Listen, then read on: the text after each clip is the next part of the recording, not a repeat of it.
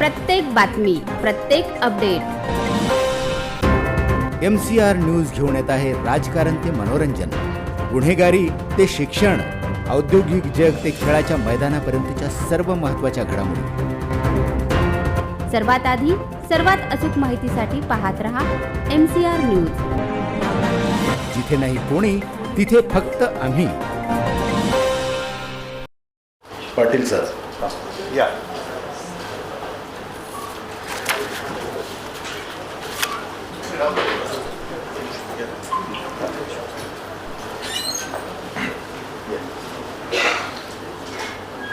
Sir या sir. नाही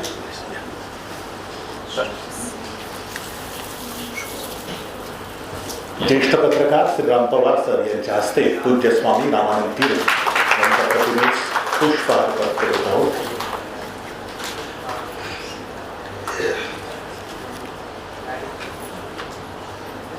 Ashok Kadam sir. Sir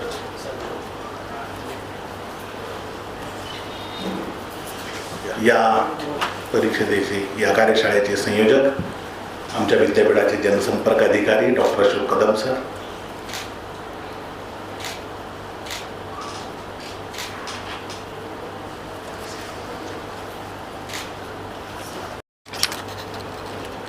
लोकशाही मराठी चॅनल यापूर्वी त्यांनी न्यूज 18, लोकमत, जय महाराष्ट्र, TV9, झी24 तास, ABP माझा अशा सर्व चॅनल्समध्ये त्यांनी काम केलेलं आहे. यानंतर नंदकिशोर पाटील सर यांचे संपादक आहेत ते, आणि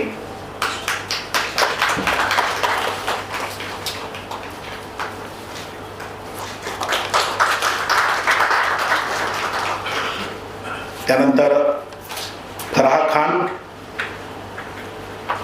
यांचं स्वागत करावं अशी मी विनंती करतो कुलगुरू यांना.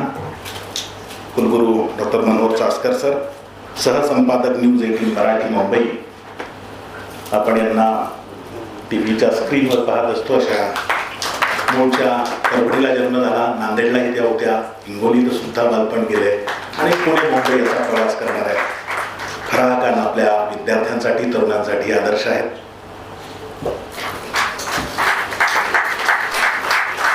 आणि मी त्यांना विनंती करेल की त्यांनी मंचावर स्थानापन्न व्हावं. पत्रकारिता ही केवळ माहिती देण्याची प्रक्रिया नसून समाजाला दिशा देण्याची शक्ती आहे. व्यासपीठावर उपस्थित स्वामी रामानंद तीर्थ मराठवाडा विद्यापीठाचे आदरणीय कुलगुरू डॉक्टर मनोहर चास्कर सर, प्रकुलगुरू डॉक्टर अशोक महाजन सर,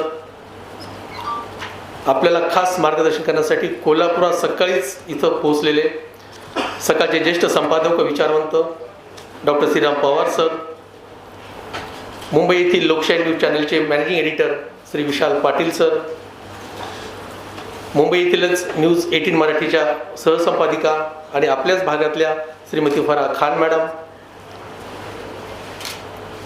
लोकमतचे संपादक संभाजीनगर येथील श्री नंदकिशोर पाटील सर, मॅक्सिमलच्या संचालिका हिंगे मॅडम ज्या आहेत, खाली आहेत, एक 5 मिनिटं तिथं पोहोचतील, हिंगे मॅडम सर, माझ्यासोबत असलेले IQC संचालक श्रीनाथ रेड्डी सर, IILचे संचालक शैलेश वाडेल सर, मीडियाचे संचालक Pathak sir, doctor Anil Gonarkar sir, TA Kadam sir व माध्यम क्षेत्रातील सर्व मान्यवर प्रतिनिधी, प्राध्यापक वृंद, संशोधक, विद्यार्थी मित्र आणि उपस्थित सज्जन हो, आपणा सर्वांना माझा सस्नेह नमस्कार. स्वामी रामानंद तीर्थ मराठवाडा विद्यापीठ ही केवळ एक शैक्षणिक संस्था नाही, तर ज्ञान, संशोधन आणि समाज परिवर्तनाची चळवळ आहे. दिनांक 17 सप्टेंबर 1994 रोजी या विद्यापीठाची स्थापना झालेली आहे. आज नांदेड, परभणी, लातूर आणि हिंगोली या 4 जिल्ह्यामध्ये ज्ञानाचा प्रकाश पोहोचवत आहे. 2.96 CGPA सह B++ ही श्रेणी केवळ ग्रेड नाही तर गुणवत्तेची शिक्कामोर्तब झालेली ओळख आहे. माननीय कुलगुरू sir doctor Manohar Chaskar sir यांच्या दूरदर्शी नेतृत्वात आयोजित या कार्यशाळेचा उद्देश अत्यंत महत्त्वपूर्ण आहे. पत्रकारितेचे बदलते स्वरूप, कृत्रिम बुद्धिमत्तेचा वाढता प्रभाव, डिजिटल माध्यमाचे अर्थकारण आणि माध्यमे व विद्यापीठांची निर्मिती या सर्व विषयावर आज सखोल विचारमंथन होणार आहे. मित्रांनो, आज बातमी लिहिली जात नाही, ती लाईव्ह होते, ती ट्रेंड होते आणि समाजमन घडवते. म्हणूनच पत्रकारिता आणि विद्यापीठ यांच्यातील नाते मजबूत होणे ही काळाची गरज आहे. माध्यमांनी विद्यापीठातील उपक्रम, संशोधन, विद्यार्थ्यांचे यश समाजापर्यंत पोहोचवले आणि विद्यापीठ व समाज याच्यातील दुवा मजबूत केला. त्याबद्दल मी आपणा सर्वांचे मनपूर्वक आभार मानतो. पत्रकारिता आणि विद्यापीठ हे समाजाच्या विकासाचे दोन मजबूत स्तंभ आहेत. एक ज्ञान निर्माण करते आणि दुसरे ज्ञान समाजापर्यंत पोहोचवते. आपले हे सहकार्य औपचारिक नाही, यामध्ये समाज परिवर्तनाची ताकद आहे. आजची ही कार्यशाळा नवीन विचार देणारी, नवीन दिशा देणारी आणि भविष्य घडविणारी ठरेल याची मला खात्री आहे. याच विश्वासाने आपल्या सर्वांचे मनपूर्वक स्वागत करतो आणि माझ्या प्रस्ताविकेचा येथे समारोप करतो. धन्यवाद. मनोगता सुरुवात करण्या अगोदर एक नवीन उपक्रम नांदेडसाठीच नाही पण महाराष्ट्रासाठी, आणि तो गरजेचा, centre of communication skill, centre for communication skill online उपक्रम सगळ्या महाराष्ट्रासाठी आमचे प्राध्यापक चव्हाण जे आहेत ते राबवणार आहेत. त्याचं उद्घाटन झालं असं मी जाहीर करतो. आणि एक बुके चव्हाण सरांना मॅडमच्या हस्ते, दिव्या हिंगे मॅडमच्या हस्ते. त्याचं कारण असं आहे, जर बुके दिला आणि सत्कार केला तर चव्हाण सर जोरामध्ये पळतील.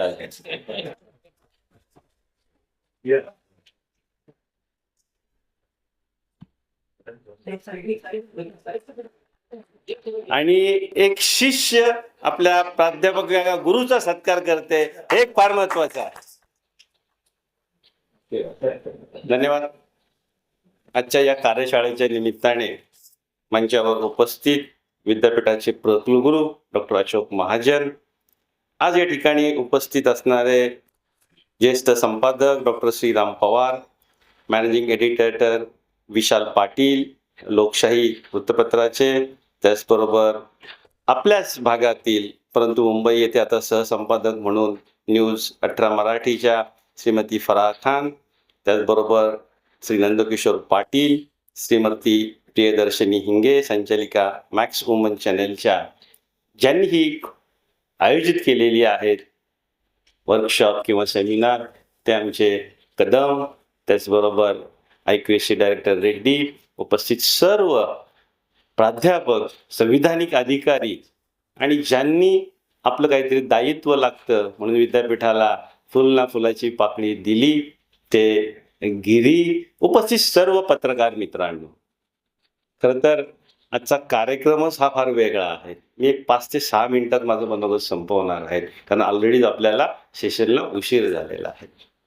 आज मी या ठिकाणी श्रीराम पवार सरांचं मनोगत ऐकलं, विशाल पाटलांचं ऐकलं आणि दुसऱ्या पाटलांचं ऐकलं. पहा, प्राध्यापकांपेक्षाही किती प्रभुत्व आहे हे मला सांगायचे. मोजकं, नेमकं, भावल असं अशा विचार मांडले.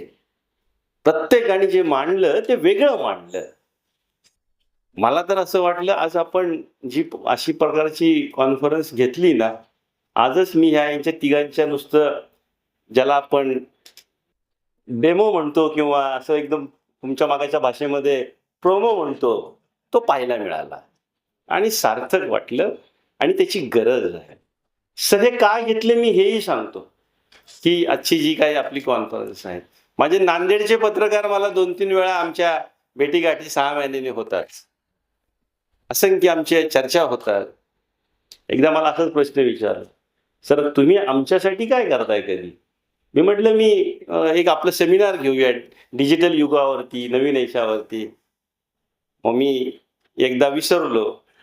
दुसऱ्या कॉन्फरन्सच्या आमच्या मिटिंगच्या वेळेस सगळ्यांनी मला पॉइंट आउट केलं, सर तुम्ही त्याचं म्हटलं होते काय झालं? आता तिसरी वेळ मी स्वतःहूनच त्यांना सांगितलं कधी घ्यायची. ते म्हटलं जरा इलेक्शन होऊ द्या सर, थोडीशी गडबड आहे. माझं लक्षात होतं पुढची एकत्रित भेटण्याच्या अगोदर मी नाही घेतली तर घ्यायला पाहिजे मला, आणि मला आवडलं. आणि एक आज सगळे आले. खरं आम्ही घेणं फार सोपं राहतं. आयोजित करतो माणूस, पण पुढे ऑडियन्सच नसतात. आम्ही एखादी कॉन्फरन्स घेतो, 10 लोक आम्हाला ओढून आणायला लागतात. सर मला आज एक फोन करायला नाही लागला. आमचा कुणाला या आपण सगळे आलात, खरं तर मी तुमचं मनापासून अभिनंदन करतो. आणि दुसरा एक माझा त्याच्यामध्ये स्वार्थ आहे का विद्यापीठ हे समाजमुख होण्यासाठी, विद्यापीठ लोकांपर्यंत पोचण्यासाठी तुमचा रोल हा फार महत्त्वाचा आहे. मराठवाड्यातल्या शिक्षण, हायर एज्युकेशन जर उंचीवरती जायचं असेल तर त्याच्यामध्ये मीडियाचा जो रोल आहे तो फार महत्त्वाचा आहे. मग त्याच्यामध्ये माझ्या निगेटिव्ह गोष्टी तुम्ही जरी मांडल्या तरी मला वावगं वाटणार नाही, कारण काम करतानाच माणूस चुकत असतो. आणि काही चांगल्या गोष्टी गेल्या, 10 निगेटिव्ह गेल्या आणि एक चांगली गोष्ट माझी पॉझिटिव्ह गेली विद्यापीठाची, तर ती समाजासाठी उपयोगी होणार आहेत. असं याच्यातनं एखादं चांगल्या प्रकारच्या देवाणघेवाण. आणि तुमच्या क्षेत्रामध्ये पहा, प्रत्येक क्षेत्रामध्ये कॉम्पिटिशन आहे. जसं आम्हाला कॉम्पिटिशन आहे तसं या तिघांच्या बोलण्यातनं आलं तुम्हालाही कॉम्पिटिशन आहे. तुम्हालाही पण नवीन नॉलेज पाहिजे, न्यू टेक्नॉलॉजी पाहिजे, नवीन वैचारिक चर्चा पाहिजेत. आणि ते आज आपण घडून स्वामी रामानंद तीर्थ मराठवाडा विद्यापीठ आणते. मला वाटतं विद्यापीठाच्या इतिहासात पहिल्यांदा असा प्रकारचा उपक्रम आम्ही इथं घेतलेला आहे. आणि त्याबद्दल खरं तर तुमच्या सगळ्या पत्रकारांचं मनापासून कौतुक करतो. अजून एक विनंती करणार आहे का दिवसभर तिघांचे सगळ्यांचे सेशन ऐकावेत एवढी अपेक्षा व्यक्त करतो आणि थांबतो. धन्यवाद. स्वामी रामानंद तीर्थ मराठवाडा विद्यापीठाचे कुलगुरू डॉक्टर मनोहर चास्कर, जनसंपर्क अधिकारी डॉक्टर अशोक कदम, व्यासपीठावरील सर्व मान्यवर आणि उपस्थित पत्रकार. व्यासपीठावर जर नजर मारली तर काय दिसतं आपल्याला? 2 पाटील आहेत, 1 पवार आहेत, 2 महिला आहेत आणि स्वतः कुलगुरू चास्कर आहेत. पत्रकारिता नवे समाज पण बदललेला आहे. पूर्वी ही नावं अशा ठिकाणी दिसायची नाही. म्हणजे चावडीवरचे पाटील स्टुडिओत कधी आले हे कळलंच नाही. मी जेव्हा पत्रकारितेला सुरुवात केली आणि इंटरव्ह्यू द्यायला आलो मुंबईच्या एका मोठ्या दैनिकात, तर त्या ज्येष्ठ संपादकांनी मला पहिला प्रश्न विचारला होता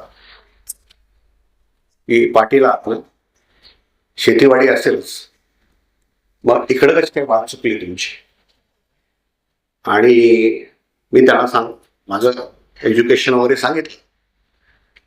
ते म्हणाले बाकी सगळं ठीक आहे, 2 गोष्टी तुमच्या विरोधात जातात. एक तुमचं पाटील असणं आणि दुसरं मराठवाड्यातलं असणं. म्हणजे त्या काळामध्ये मराठवाड्यातल्या पत्रकारांना मुंबई पुण्याच्या दैनिकामध्ये फारशी संधी नव्हती. खरं म्हणजे मला कदम सरांचा ज्या दिवशी फोन आला या कार्यशाळेसाठी आणि त्यांनी विषय सांगितल्यानंतर माझ्या अंगावर काटा आला. कारण पत्रकारांच्या समोर बोलायचं आहे आणि पत्रकारांच्यासाठी बोलायचं आहे. हे किती दिव्य असू शकतं हे मला माहिती आहे.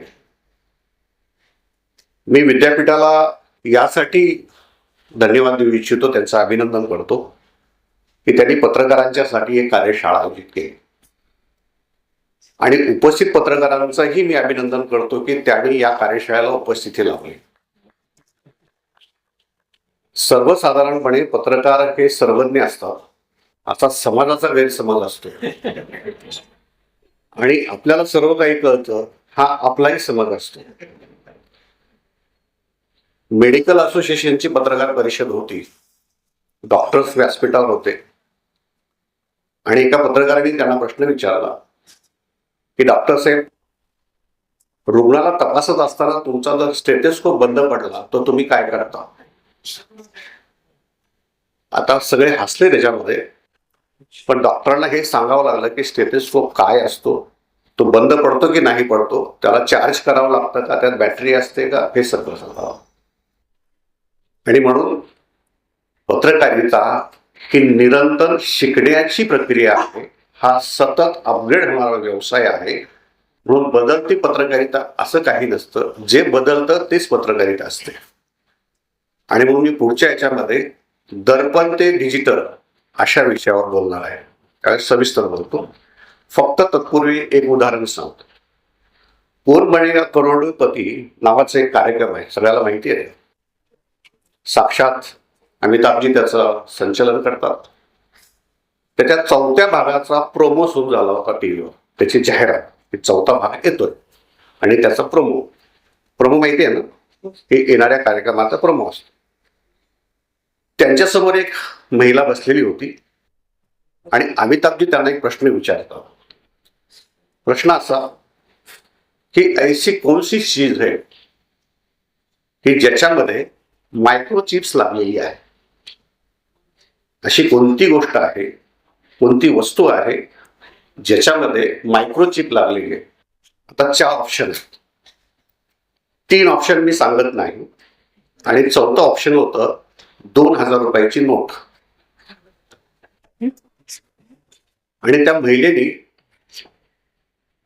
सर डी को लॉक करून सांगितले 2000 रुपयाच्या नोट. अमिताभजी विचारला, आर यू शुअर? म्हणजे yes sir, I am sure.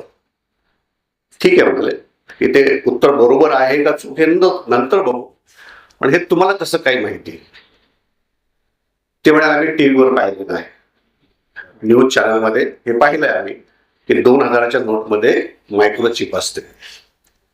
आता त्याच्यानंतरची अमिताभजीची जी कॉमेंट आहे ती आपल्यासाठी आहे, ती समाजासाठी आहे.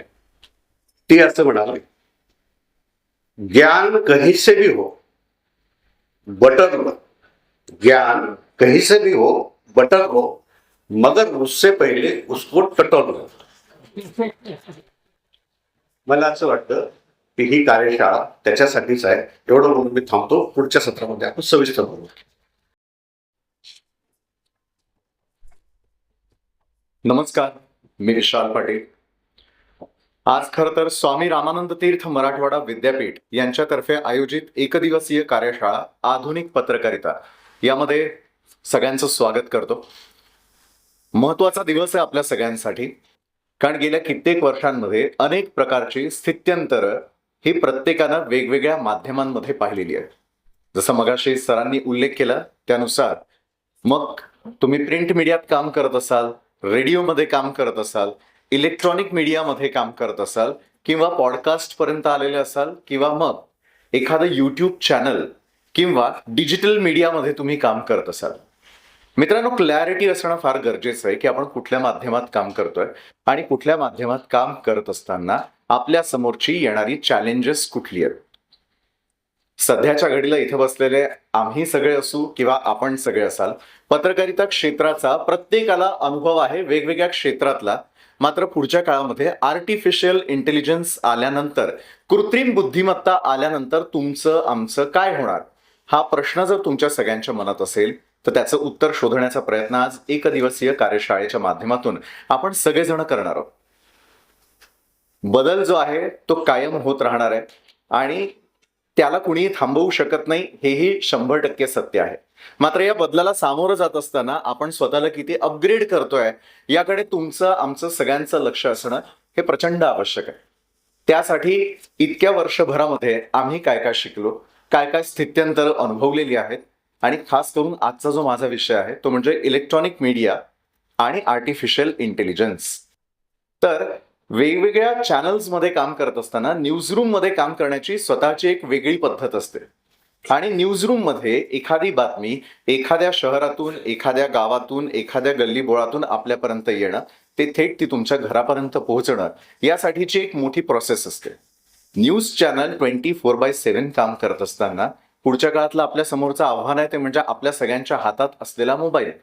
जसं मगाशी सरांनी सांगितलं की डायनाच्या एका फोटोसाठी प्रत्येकाला वाट पाहावी लागली होती 4-4, 5-5 तास. मात्र आज मी इथे बोलतोय, मात्र इथला फोटो हा आमच्या न्यूजरूम पर्यंत जाऊन तो आतापर्यंत पब्लिश होऊन लोकांच्या घरापर्यंत पोहोचलेला असतो. ही आहे या काळातल्या माध्यमाची, काय म्हणूयात आपण त्याला, एकतर चांगलं पण आहे, वाईट पण आहे, सगळ्याच गोष्टी आहे. कधी कधी बातम्या तोडून मरोडून ज्या दाखवल्या जातात, ज्यावरती आपला, तुमचा, आमचा सगळ्यांचा आक्षेप असतो, त्याकडे देखील लक्ष देणं गरजेचं आहे. आर्टिफिशियल इंटेलिजन्स आल्यानंतर आपल्या हातातलं काम जाणार आहे का? नाही. आर्टिफिशियल इंटेलिजन्स तुम्हाला रिप्लेस करण्यासाठी नाही, तर आर्टिफिशियल इंटेलिजन्स तुम्हाला असिस्ट करण्यासाठी आलेला आहे. या पाथवरती मी माझ्या पुढच्या सेशनमध्ये आपल्या सगळ्यांसोबत संवाद साधणार आहे. इलेक्ट्रॉनिक मीडियामध्ये काम करत असताना स्टुडिओ ते थेट तुमच्या घरापर्यंत आपण बातमी कशी पोहोचवतो या संदर्भातलं आपण सविस्तर विश्लेषण करूयात. मुळात त्यावेळेला आपल्याला बऱ्याच गप्पा मारायच्या आहे, त्यामुळे अगदी थोडक्यात आपला पुढचा पाथ काय असणार आहे, आपले चॅलेंजेस काय असणार आहे, त्यावरती तोडगे काय असणार आहे, या संदर्भातली सविस्तर चर्चा या एकदिवसीय कार्यशाळेमध्ये माझे सर्व सहकारी मित्र आणि तुम्ही सगळेजण आपण करणार आहोत. इतकं बोलून इथेच थांबूयात आणि पुढच्या सेशनमध्ये लवकरच भेटूयात. धन्यवाद. नमस्कार. या कार्यशाळेसाठी उद्घाटन उपस्थित असलेले या विद्यापीठाचे सन्माननीय कुलगुरू मनोहर चासकर सर,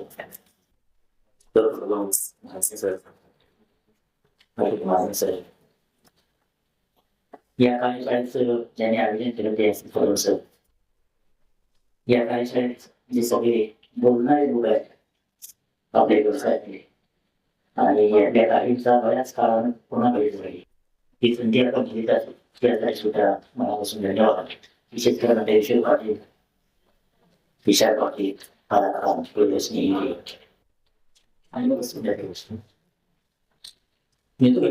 कार्यशाळा प्रामुख्याने आयोजित केली आहे ती आपल्या व्यवसायात होत असलेलं आहे. आपल्या व्यवसायात असणे म्हणतो याचा अर्थ या व्यासपीठावर सोडून सगळी आपण त्याच व्यवसायात आहोत, तेव्हा मी आपल्यास कारण व्यवसायात बदल तो यात नाव काय म्हणजे मी ज्या काळात सुरुवात केली तेव्हा कुणाला आवड नसेल किंवा बघितले नसेल आपल्या वेगळ्या ठिकाणी, असं ते काळ होता. ते टाईप करायचं, शिस्याचे टाईप तयार व्हायचे, ते कंपोज व्हायचे. इथे पासून ते आता आपण सहजपणे काही पब्लिश करू शकतो आणि कुठलाही माणूस ज्याला कुठल्याही शिक्षणाची आवश्यकता नाही, कशाचीच आवश्यकता नाही, असा माणूस हे माहिती देणं हे जर आपल्या व्यवसायाचं मूळ काम असेल, म्हणतात की न्यूज म्हणजे काय तर नवीन माहिती विच युजेस अनसर्टेनिटी. न्यूजचे एक स्टँडर्ड व्याख्या केली जाते. What is news? News which piece of information which uses uncertainty. म्हणजे जे काल माहिती नव्हतं, आता पण माहिती नव्हतं, माहिती झालं म्हणजे न्यूज.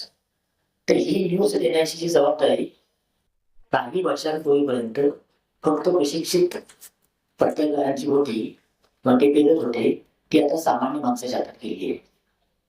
आणि त्या अर्थानं ज्याच्या हातात स्मार्टफोन आहे, ज्या फोनमध्ये इंटरनेटचं कनेक्शन आहे आणि आता बहुतेक आपल्या लोकांसोबत डाटा नावाची नवी वेळ जाऊन तयार करतो.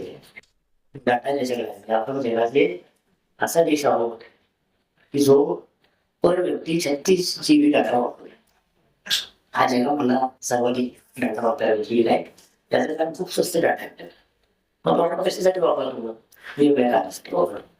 आपल्यासाठी म्हणजे आपल्या कंपनीसाठी महत्वाचा मुद्दा काय आहे तर या डाटामधला जास्तीत जास्त वापर आपल्यासाठी व्हायला पाहिजे. मी केलेल्या बातमीसाठी, मी केलेल्या डेटासाठी, मी तयार केलेल्या व्हिडिओसाठी, मी केलेल्या विश्लेषणासाठी, त्यासाठी लोक त्या डेटाचा जास्तीत जास्त म्हणजे नेटफ्लिक्सचा वापर करण्यापेक्षा आपल्यासाठी तो वापर करावा आणि तो करणं म्हणजे पत्रकारितेतली बदलती प्रवाह समजून घेणं, त्या दिशेनं काम करणं. याचं कारण असं आहे की या डेटाचा वापर कशासाठी करावा यासाठी आपल्या कॉम्पिटिशनला खूप मोठे मोठे लोक आहेत. गुगल पासून, फेसबुक पासून, नेटफ्लिक्स पासून सगळे आहेत. नेटफ्लिक्सचा मार्ग असं म्हणतो की माझी स्पर्धा आणि कोणाशी नाही, माझी स्पर्धा माणसाच्या झोपेशी आहे. तो माणूस झोपला नाही तर माझा धंदा जास्त झाले. आता या प्रकारच्या गोष्टीकडं जग निघालं आहे, ते सगळं तंत्रज्ञान आहे. जे 10-15 वर्षापूर्वी आपल्या स्वप्नातही नव्हते अशा प्रकारच्या गोष्टी घडायला लागल्या. म्हणजे लेडी गायनाचं निधन झालं आणि ते निधन झाल्यानंतर ते अपघाती मृत्यू झाला. ती त्या काळातली जगातली खूप मोठी घडामोड होती आणि तिच्या पडद्याचा एक फोटो मिळावा यासाठी आम्ही 4-5 इंटरनेट समोर बसून मध्ये फुटायचं, निम्मा फोटो आधी फुटायचा आणि असं एक फोटो मिळवणं हे त्या काळामध्ये सोडं परत मिळवण्यासाठी होतं. तसा फोटो छापणं हे त्या वेळच्या वर्तमानपत्रासाठी खूप असं काय म्हणता येईल प्रतिष्ठेचं लक्षण होतं. तिथंपासून आज व्यासपीठावर असले सगळे पत्रकार आपल्या सहकार्यांना सांगतात की कार्यक्रम होत असताना तो अपडेट का दिले नाहीत, कधी द्यायलाच पाहिजे. की इथं पर्यंत दुनियामध्ये अपडेट द्यायची म्हणजे काय काय करायचं त्यांना. त्यांना ट्विटरवर अपडेट द्यायला पाहिजे, त्यांना फेसबुकवर पोस्ट करायला पाहिजे, त्यांना जमलं तर लाईव्ह करायला पाहिजे आणि पुन्हा त्यांना त्याचा रिपोर्ट फाईल केला पाहिजे पोर्टलसाठी. वर्तमानपत्र असेल तर दुसरे वर्तमानपत्र असेल, हे सगळं पुन्हा प्रत्येक प्लॅटफॉर्मवर स्वतंत्रपणे असलं पाहिजे. त्या त्या प्लॅटफॉर्मशी निगडीत स्टाईलमध्ये भाषेमध्ये आणि ते लोकांना आवडले असेल. त्याकडे दबाव किती वाढला आहे की जो 15-20 वर्षापूर्वी नव्हता त्या तुलनेत कित्येक पटीने दबाव वाढला आहे. आणि हा जो सगळा बदल आहे तो बदल आपल्याला पोहोचायचा आहे. तंत्रज्ञानातला बदल म्हणजे मुळात वर्तमानपत्राचा व्यवसाय हाच तंत्रज्ञानामुळे सुरू झाला. गटेंद्र नावाच्या माणसानं टाईपचा शोध लावला आणि आपल्या व्यवसायाला एक मूलभूत असं खाते लावलं, एक मूलभूत असं घटक तयार झालं. ते मग तंत्रज्ञान आणि माध्यम न्यू मीडिया डिजिटल माध्यम हे सगळं सतत बदलणाऱ्या तंत्रज्ञानाशी जोडलेलं आहे. तेव्हा तंत्रज्ञान बदललं म्हणून काहीतरी आव्हान दुसरं असं वाटत नाही. ते बदलणार आहे, आणखी बदलणार आहे, पुन्हा पुन्हा बदलणार आहे. आपल्या आयुष्यामध्ये तंत्रज्ञान बदलायच्या 5-6-7 घंटा येऊन जाते. मोठा असं आहे की ही तंत्रज्ञान बदललं तर त्याच्यावर स्वार व्हायचं म्हणजे काय करायचं ते त्या त्या तंत्रज्ञानाशी जोडलेली स्किल शिकायची आणि ती स्किल शिकणं ही सतत लर्निंग कराय. एका बाजूला स्किल शिकणं, दुसऱ्या बाजूला जगाच्या पाठीवरच्या रचनेमध्ये जे भूल असलेल्या रचनेमध्ये बदल होत आहेत त्यांचे कळत नकळत परिणाम आपल्या जगण्यावर होत आहेत, आपल्या समाजावर होत आहेत, आपल्या सगळ्या भोवताला होत आहेत. या दोन्ही गोष्टी एकाच वेळेला आपल्याला समजायला पाहिजे, दाखवायला पाहिजे आणि त्याच्यावर स्वार उठायला पाहिजे. मी अनेकदा पत्रकारांच्या अशा प्रकारच्या कार्यशाळांमध्ये किंवा बैठकांमध्ये सांगतो स्किल शिकणं सोपं आहे. मी किंवा नंदकिशोर पाटील असते की जेव्हा आमच्यासारखे लोक या व्यवसायामध्ये आले तेव्हा टायपिंग करणं काही बंधनकारक नव्हतं. किंवा आपण अभिमानानं म्हणायचं की आता मी लिहितो, टायपिंग करण्याचं काम दुसऱ्याच आहे असं म्हणायचा एक काळ होता. तो काय केला, त्याचा टायपिंग येत नाही, त्याला काहीच नाही अशा प्रकारचं काळ. हे स्किल आहे, ही स्किल आपण शिकलो.